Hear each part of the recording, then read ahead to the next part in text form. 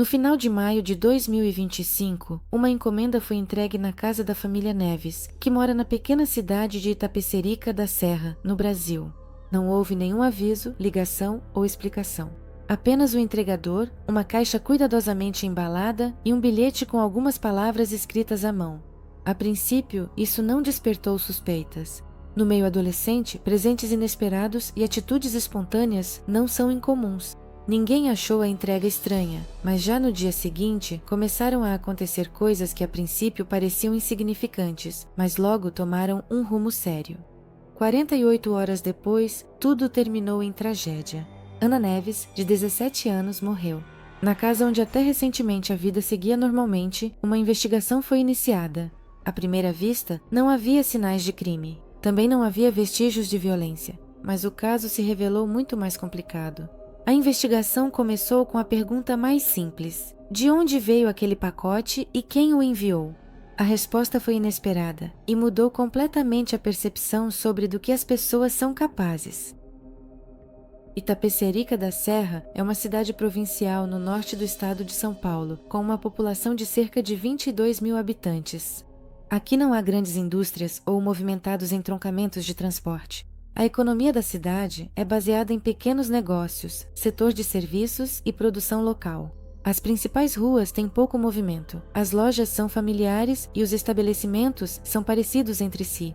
Os moradores locais preferem a estabilidade e a vida segue uma rotina simples: trabalho, casa, escola. Estranhos aqui rapidamente se tornam reconhecidos, e qualquer mudança no comportamento dos vizinhos vira assunto de conversa.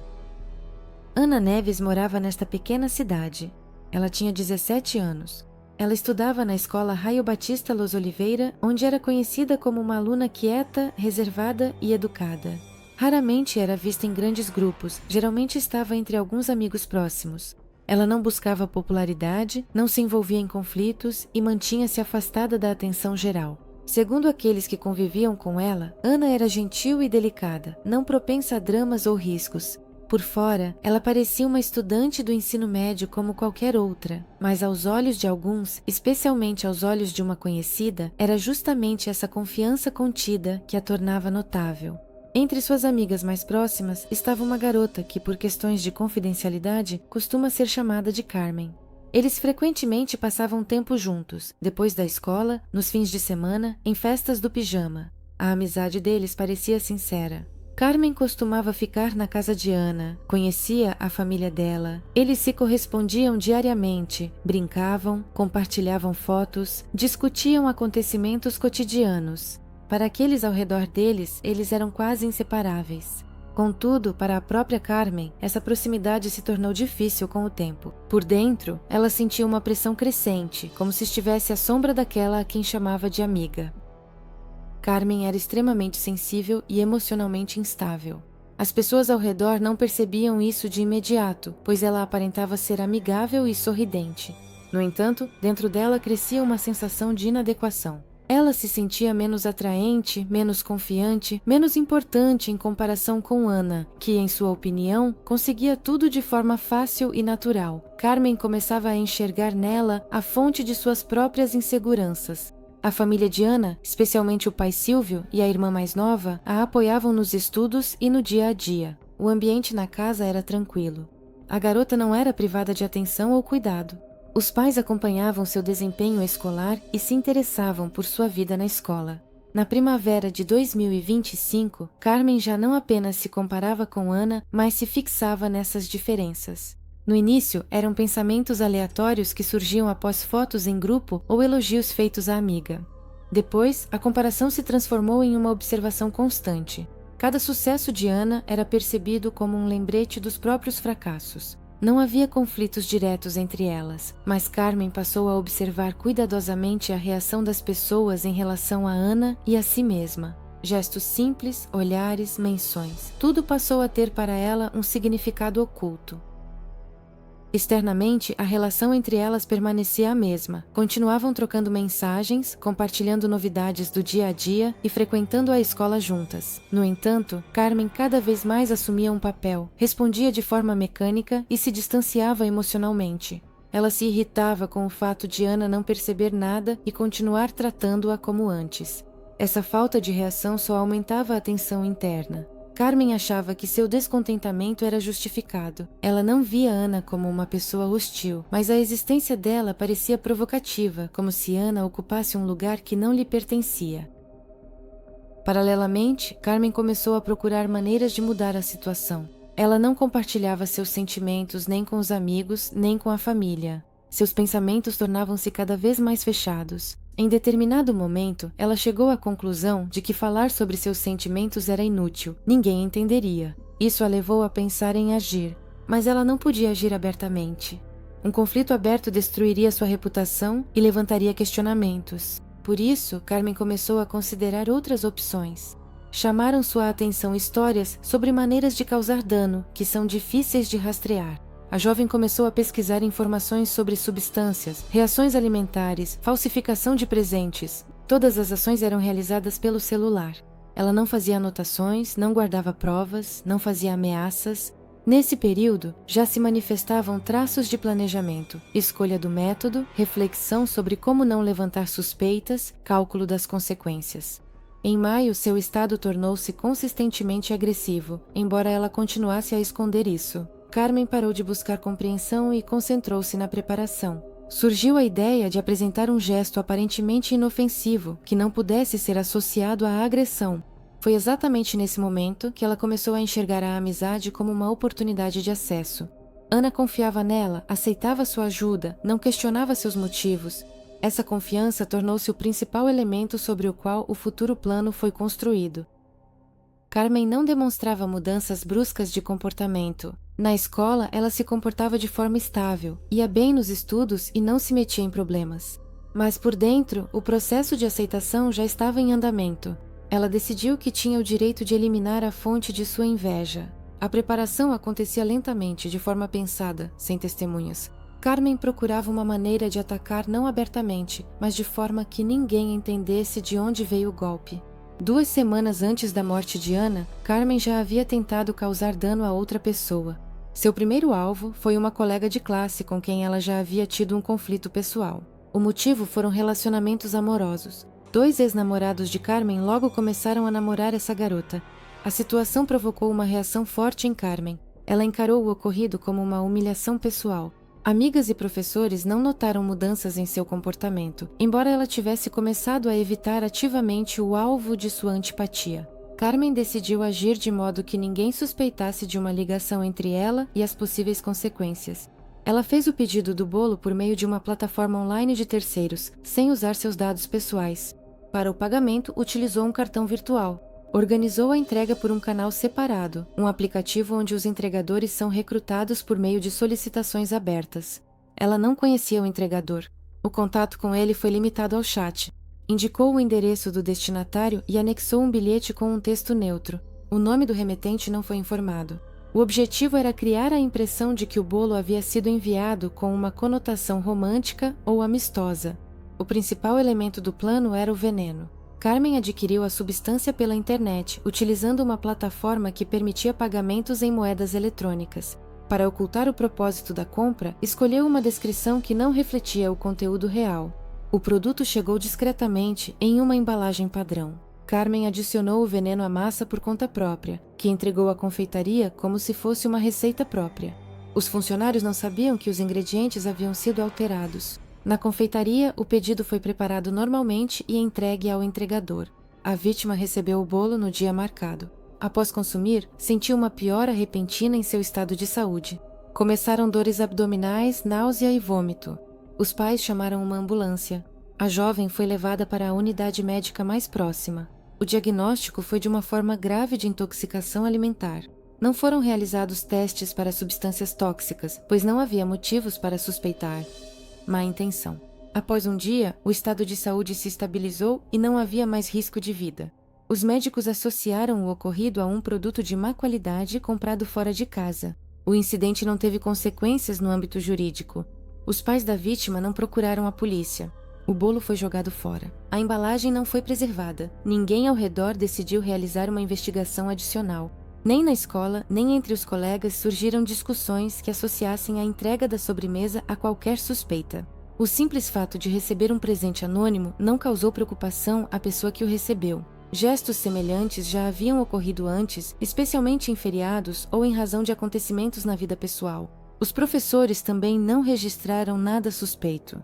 Carmen, observando o que estava acontecendo, concluiu que seu plano funcionou em geral, mas a execução foi insuficiente. A vítima sobreviveu, embora os sintomas de envenenamento tenham sido intensos. Carmen percebeu que era necessária uma dosagem mais precisa e uma mudança no mecanismo de entrega. Ela não sentiu remorso e não tentou parar. Os resultados de sua primeira tentativa fortaleceram a confiança de que ela era capaz de agir sem ser descoberta. A informação sobre o episódio anterior só veio à tona durante a investigação subsequente. Até então, ninguém sabia que a entrega do bolo envenenado já havia sido utilizada. Não foi um acidente, mas sim um cenário previamente testado. Sua análise permitiu aos investigadores estabelecer que o crime contra Ana não foi impulsivo, mas sim um plano repetido e aprimorado. Na noite de 30 de maio de 2025, uma entrega inesperada chegou à casa da família Neves. Por volta das 17h45, um entregador apareceu na porta. O homem não se apresentou, não fez perguntas e não pediu assinatura. Ele entregou uma embalagem plástica dentro da qual havia um bolo. O recipiente estava limpo, transparente e por fora não se diferenciava de uma embalagem comum de loja. Na tampa havia um bilhete preso, escrito à mão. O nome do remetente não foi indicado. Ana não estava em casa naquele momento. O pacote foi recebido por sua irmã mais nova. Ela não suspeitou de nada estranho. A sobremesa parecia arrumada, sem nenhum dano. O cheiro era normal. Supondo que pudesse ser um presente de um amigo ou conhecido, ela deixou a embalagem sobre a mesa da cozinha e voltou aos seus afazeres. Ana chegou em casa depois das 6 da tarde. Ao ver a sobremesa e o bilhete, ela reagiu com tranquilidade. A irmã lhe entregou a caixa e contou sobre a entrega. Ana leu o bilhete. O texto era neutro, sem menção ao nome. Mesmo assim, ela interpretou aquilo como um gesto de atenção. Ao abrir a embalagem, Ana tirou uma foto do bolo e do bilhete anexado, depois guardou o telefone e passou à degustação. Os primeiros pedaços pareceram-lhe de sabor comum. Depois de algum tempo, Ana sentiu um leve peso no estômago, mas não deu importância a isso. Continuou conversando com a irmã e realizando suas atividades cotidianas. Cerca de 40 minutos depois, ela notou que estava começando a se sentir desconfortável. Surgiram sensações de peso na região do estômago. Os sintomas só se intensificaram. Logo começaram os primeiros impulsos de vômito. Ana correu para o banheiro. Ela sentiu uma fraqueza geral e começou a ficar tonta. Gradualmente, a esses sintomas se somaram tremores nas mãos e uma sensação de calor. A família ficou preocupada, mas decidiu que poderia ser uma intoxicação alimentar. Sugeriram que Ana descansasse, ajudaram-na a deitar, deram-lhe água e ofereceram medicamentos padrão. No entanto, dentro de 1 hora, o estado dela piorou. Houve novos episódios de vômito, seguidos de diarreia. A jovem não conseguia sair da cama. Cada movimento do corpo causava desconforto. Apesar disso, ela não perdeu a consciência e conseguia responder às perguntas, embora com dificuldade. Perto da noite, o pai sugeriu chamar uma ambulância, mas Ana insistiu que conseguiria lidar sem médicos. Sua mãe decidiu que pela manhã veriam se valeria a pena ir ao hospital. Enquanto isso, os sintomas persistiam. Durante a noite, o estado dela não melhorou. Pela manhã, ela parecia extremamente cansada. Os movimentos estavam lentos, o organismo continuava enfraquecendo, mas na opinião dos familiares não havia sinais de ameaça externa. Eles esperavam que, após o sono, haveria uma melhora. Na manhã de 31 de maio, o estado de Ana continuava grave. Ela levantava-se com dificuldade, não conseguia manter o equilíbrio e recusava-se a comer. Os pais decidiram buscar ajuda médica. O pai a levou ao pronto-socorro mais próximo. Ao chegar ao setor de emergência, a equipe de plantão constatou sinais de desidratação aguda, fraqueza e distúrbios gastrointestinais. A jovem mal conseguia ficar de pé, sua fala estava lenta. No exame inicial, os médicos descartaram doenças infecciosas. O diagnóstico preliminar foi de uma forma grave de intoxicação alimentar. Exames adicionais não foram realizados, pois o quadro clínico parecia típico. O prontuário médico de Ana não continha informações sobre problemas crônicos ou contraindicações à terapia padrão. A jovem recebeu uma infusão intravenosa, foram prescritas soluções eletrolíticas e medicamentos antieméticos. A temperatura estava normal, a pressão instável e o pulso acelerado. 2 horas após o início da terapia, os sintomas externos diminuíram, o vômito cessou e a pele ficou um pouco menos pálida. A paciente disse que estava se sentindo um pouco melhor. Considerando a evolução positiva, os médicos decidiram não hospitalizá-la. A jovem recebeu alta com recomendações para manter a hidratação, tomar os medicamentos prescritos e permanecer sob a supervisão dos pais. Não foram solicitados exames para detectar substâncias tóxicas no sangue. A equipe médica não pediu informações sobre os alimentos consumidos no dia anterior. A família não informou sobre a entrega da sobremesa, pois não associou os sintomas a nenhum produto específico. A hipótese de intoxicação era vista como algo doméstico e que não exigia investigação. Por isso, nem amostras de biomaterial. Nenhum resíduo alimentar foi registrado ou enviado para a análise. No momento da alta, Ana não sentia dores agudas. Ela saiu da ala por conta própria, amparada pelo pai. Ela recebeu recomendações para a recuperação. Os familiares, animados com a melhora, esperavam que o estado dela se estabilizasse em até um dia. A equipe médica não demonstrou preocupação com possíveis complicações. Naquela mesma noite, os pais perceberam que Ana quase não falava, não demonstrava interesse pelo que acontecia e evitava contato. No entanto, eles atribuíram isso ao cansaço da viagem e à fraqueza decorrente da doença. Não estava previsto buscar ajuda novamente. A família seguiu as recomendações médicas e esperava pela recuperação sem necessidade de nova internação. A manhã do dia 2 de junho começou para a família Neves com um silêncio inquietante. Ana não foi até a cozinha e não respondeu às batidas na porta. A mãe entrou no quarto. A filha estava deitada, com os olhos abertos, mas sua reação à voz era apática. A jovem não pedia água nem comida, não se levantava. Respondia às perguntas de forma breve. O comportamento se revelou consequência do cansaço extremo após a doença, e ninguém tinha certeza de que a situação era realmente urgente. Perto do meio-dia, Ana se levantou por um breve momento e foi ao banheiro. Ela se movia devagar, apoiando-se na parede. A irmã quis se aproximar, mas Ana fez um gesto indicando que estava tudo bem. Ela voltou para o quarto e fechou a porta atrás de si. Ela passou o resto do dia isolada. Não atendeu às ligações e não abriu os aplicativos de mensagens. A família decidiu não insistir, dando-lhe a oportunidade de se recuperar. À noite, o pai tentou novamente conversar com a filha. Ela reagiu com atraso, tendo dificuldade para formular uma resposta. A fala estava confusa e os movimentos lentos. Ele sugeriu chamar um médico, mas Ana apenas assentiu com a cabeça e se virou. O estado dela parecia instável, mas externamente não ameaçador. Supondo que a situação se repetia como nos dias anteriores, a família decidiu observar por mais algum tempo. 1 hora depois, a mãe entrou novamente no quarto para lembrar sobre o remédio. Ana não respondeu. Ela estava deitada na mesma posição. A pele estava estranhamente pálida. Não houve nenhuma reação ao toque. Os pais chamaram a filha pelo nome e começaram a sacudi-la pelo ombro. Sem resultado. Entraram em pânico.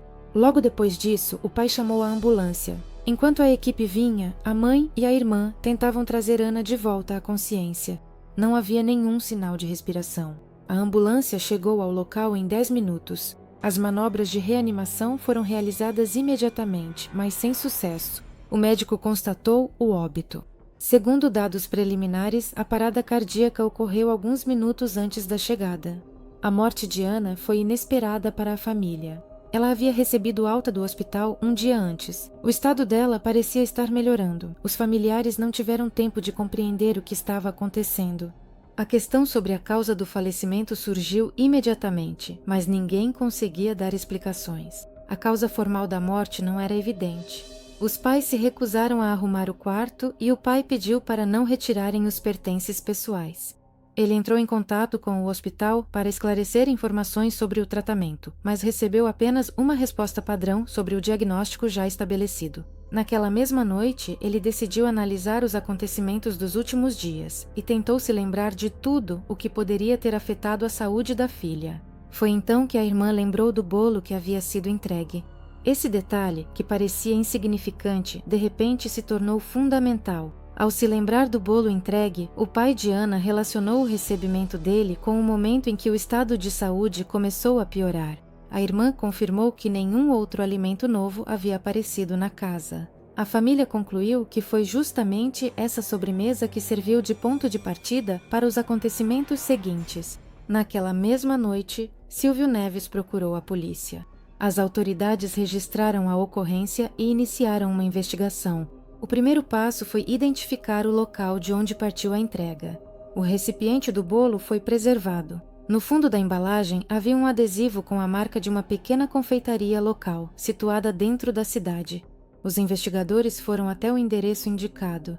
O proprietário do estabelecimento foi entrevistado no dia seguinte. A proprietária confirmou que aquela embalagem era realmente utilizada por eles e que o pedido havia sido feito na véspera da data prevista para o envio. No entanto, ao fazer o pedido, o nome real do cliente não foi informado. O pedido foi feito online por meio de uma plataforma que utiliza um sistema de cadastro simplificado.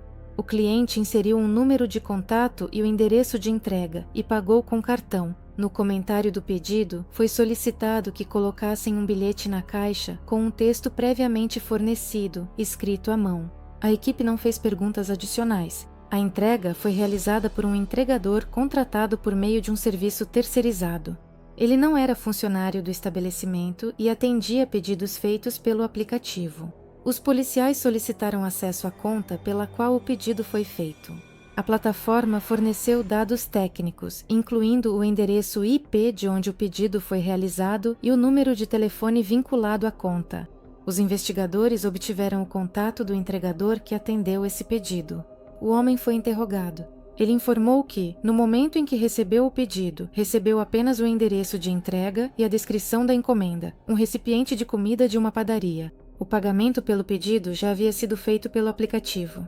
Ele pegou a caixa, levou-a ao endereço e a entregou ao destinatário. Ele não verificou o conteúdo nem fez perguntas. As ações dele não levantaram suspeitas, pois o procedimento era padrão.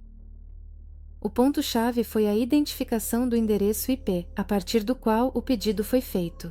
O endereço estava registrado em uma residência, na mesma região onde morava a família de Ana. Após uma verificação mais detalhada, descobriu-se que o dispositivo do qual o pedido foi feito já havia sido usado anteriormente para acessar contas pertencentes a uma aluna menor de idade da mesma escola da vítima. O endereço coincidia com o local de residência de Carmen. A polícia imediatamente realizou uma diligência no endereço indicado. Os pais da suspeita foram informados sobre o andamento da investigação.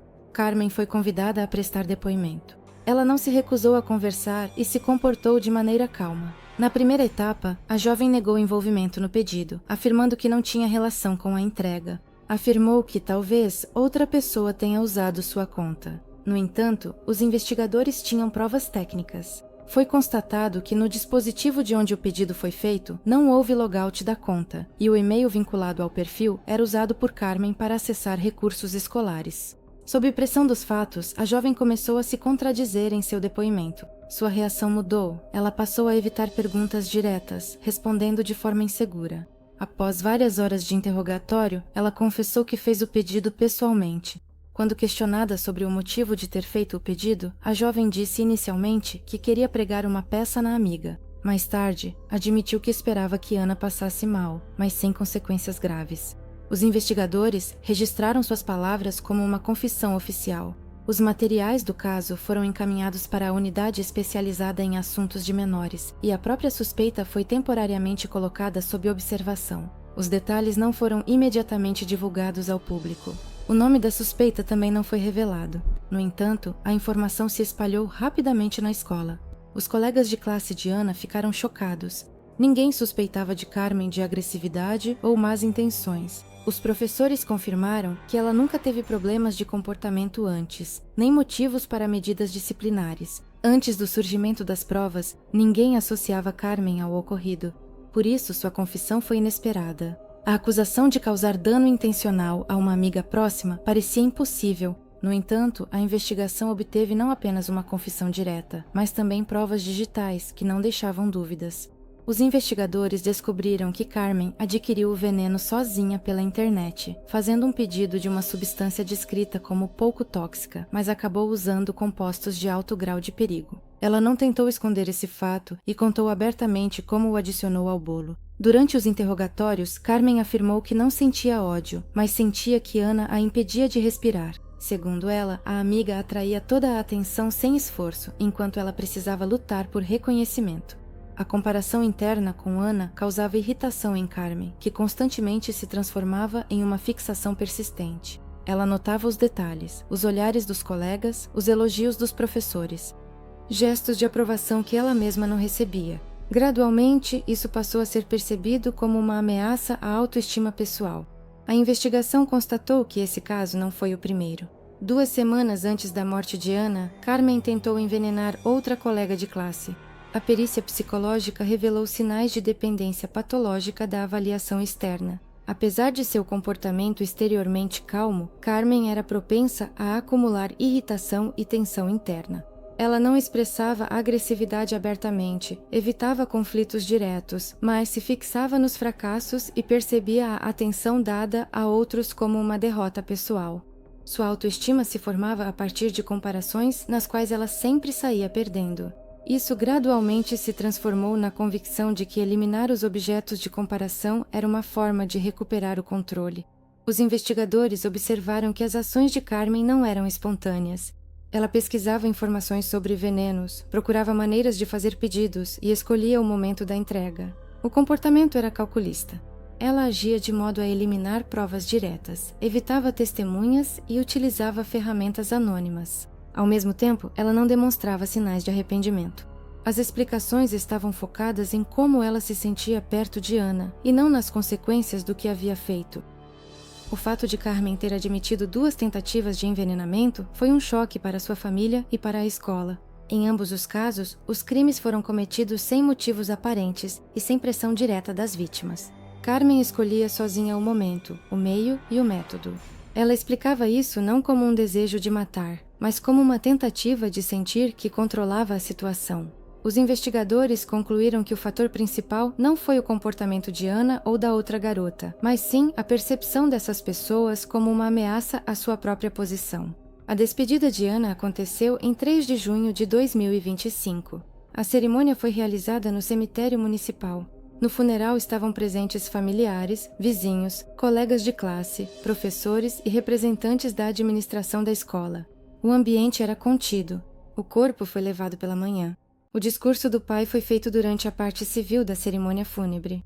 Ele agradeceu a todos que compareceram e disse algumas palavras sobre a filha.